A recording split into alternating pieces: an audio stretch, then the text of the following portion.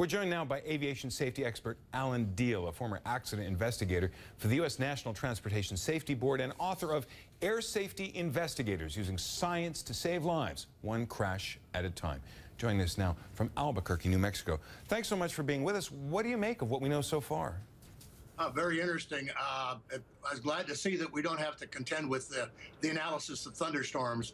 But clearly, when you're flying in a mountainous area, and my understanding, the pilots radioed that the visibility was too low to land. That, I think, has been officially released. So they had to maneuver, either do what's called a missed approach and go to another airport, or perhaps just return, or maybe enter a holding pattern. And whenever you're in the mountains and marginal visibility, it's a challenge. I'm a pilot. I've had to make a forced landing in the mountains in a light plane, not in an airliner. But it's a scary prospect, and of course, obviously, it's challenging.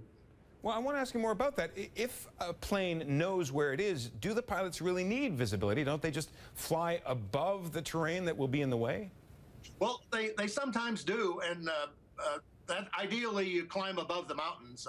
And that way you don't have to worry about that potential. But if you're already in the process of landing, you have to climb back out. The danger is you can become disoriented. We've seen many accidents over the years internationally in rugged terrain where the pilots misread their instruments or got busy with some other problems. We don't know if they had another problem. They didn't talk about that. They simply said the visibility is too low to land. So yeah, they were in a challenging, but a routinely challenging situation from what we know right now. So Jonathan, we'll have to wait for developments. Clearly, at first daybreak, I'm sure they're going to be out looking for potential survivors. That's the first priority. Of course, the next thing will be to document the evidence, photograph it, and try to find the recorders, which almost always tell the story. Now, while you're talking, we're looking at a picture of the aircraft, not the one involved in the crash, but the model. It's an ATR-42. I've never been on a plane like that. The truth is, I've never seen one up close. It's not familiar to people who travel for pleasure or business in the West. Does it have a good track record?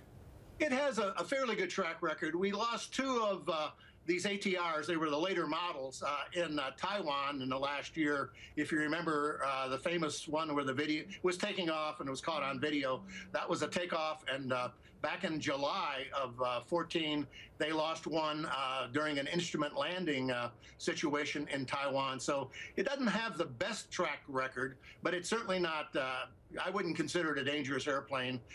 It's made by a European consortium.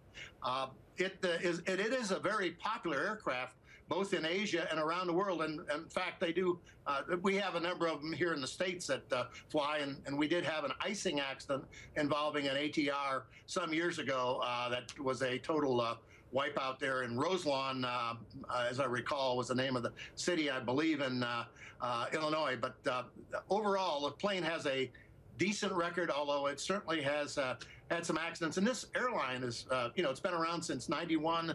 Reportedly, they have something on the order of 14 serious incidents and 10 wipeouts. So, Jonathan, we have to look at that. Alan Diehl, former NTSB accident investigator, thanks so much for being with us.